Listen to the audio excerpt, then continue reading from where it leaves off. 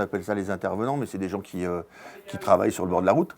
Et puis, pour une raison ou pour une autre, quelqu'un arrive derrière et puis il ne fait pas attention, et puis voilà. C'est avec émotion que Luc Le Baron, garagiste et fondateur de l'association Fier d'être dépanneur, parle de son quotidien d'intervenant sur les routes.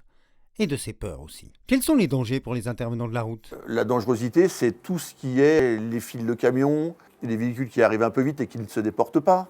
On voit le camion qui arrive, qui ne se déporte pas. Donc c'est forcément qu'il y a une distraction sur ce moment-là. Le chauffeur, il se lasse un peu, etc. Il y a peut-être des sujets d'endormissement qui font que tous ces trucs-là, on les craint en fait.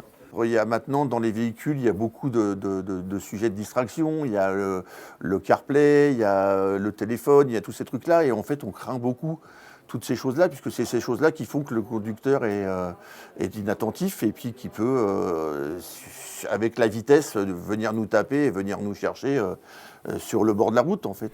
Quel comportement adopter face à un véhicule en intervention ? C'est surtout être attentif au volant. Dès qu'on voit des véhicules arrêtés avec les warnings ou des gyrophares ou n'importe quoi, il faut ralentir, mettre son clignotant, essayer de s'écarter au maximum de ce qu'on peut s'écarter. Si c'est une voie, c'est magnifique. Sinon, essayer de s'écarter au maximum et se rabattre tranquillement après l'intervention. Mais le principal, c'est de ralentir, de mettre son clignotant et de s'écarter. Qu'est-ce que le corridor de sécurité ?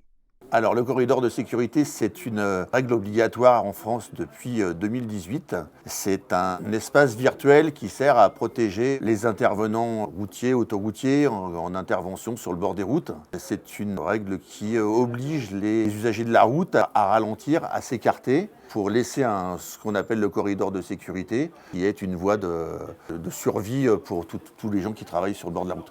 Mais surtout, mettez votre clignotant, c'est ça qui va nous dire à nous, intervenants, que vous nous avez vus et qu'on peut continuer à travailler parce que vous nous avez vus. Le fait de travailler sur une route, sur une autoroute ou sur une voie rapide, c'est vraiment anxiogène. Comment est née l'idée du corridor de sécurité ? Alors, cette idée, elle est née en 2016, puisqu'on a un de nos confrères dépanneurs, un jeune confrère dépanneur, qui a eu un accident, qui s'est fait taper par un poids lourd sur l'autoroute A1 à Falampin. De cet accident, beaucoup de dépanneurs, de collègues dépanneurs m'ont appelé en me disant « Luc, il faut qu'on fasse quelque chose pour notre sécurité ».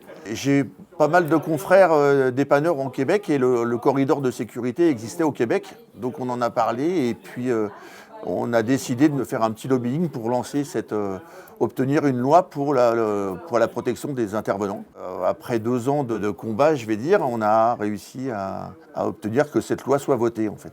On travaille toujours sur la communication du corridor, hein, tous les autoroutiers, l'ASFA, nous, etc. On travaille au maximum sur la communication et cette communication commence à payer. Petit à petit, beaucoup de gens le font, s'écartent, mettent leur clignotant. Alors, c'est pas encore gagné, hein, loin de là, hein, mais il y a un petit peu de mieux, oui, je peux dire qu'il y a un petit peu de mieux. Mais voilà, il y a encore à se battre quand même pour réussir à ce que ça soit 100% sécure.